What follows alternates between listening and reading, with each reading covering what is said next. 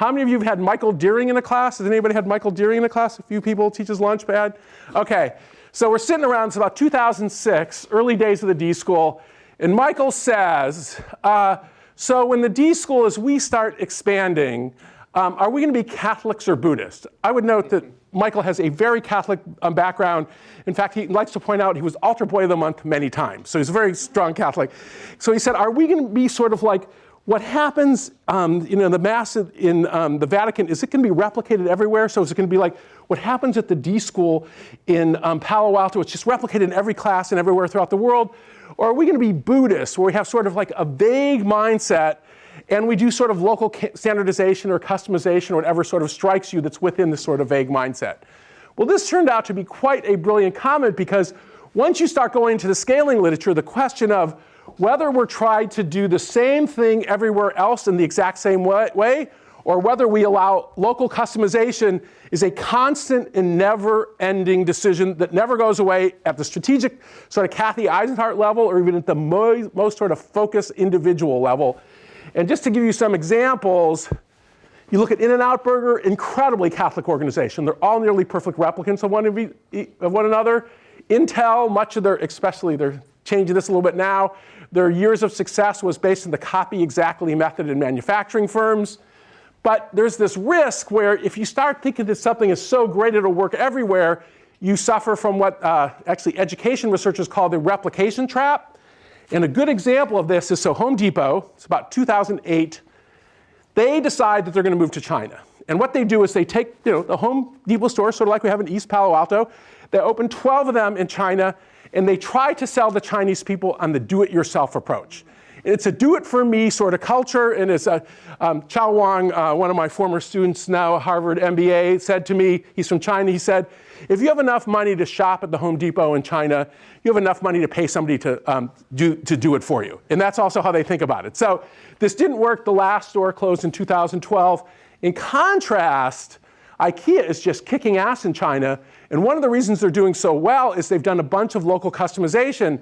Probably 80% of the stuff they sell is the same stuff they sell in East Palo Alto, but they've done stuff like they have really great delivery services, because many Chinese people don't have cars, and the ones that do don't have as big a cars as Americans do. And also they're not into that assembly thing, so it's assumed when you buy that stuff that somebody's going to come to your house and assemble it. So there was some sort of local adaptation, so they kind of did a tilt toward Buddhism, we would say.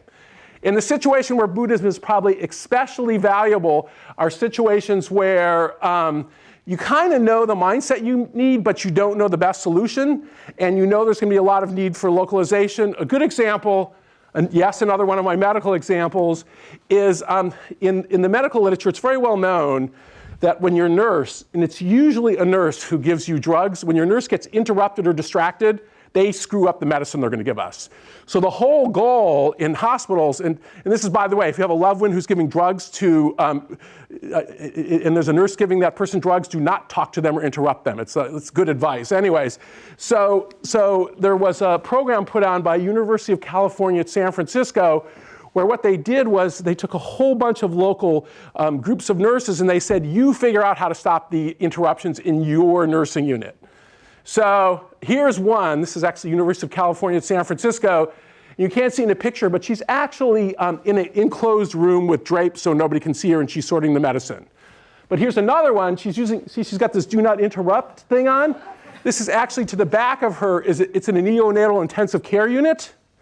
So, I mean, she wants to be able to see the babies. And you can see sort of the different solutions. And here, it's always important to remember, so that's a Buddhist approach that worked. In general, the question of where to be on the Buddhism, Catholicism sort of dimension here is a constantly changing and strategic and tactical choice. I emphasize that. But one of the times when it's most dangerous to have too much Buddhism is when people have this delusion that they're so unique, they're so special that the rules don't apply to them. And many of you Stanford students know this. When you deal with tenured faculty like me, we think we're so special that the rules shouldn't apply to us. Doctors are just as bad.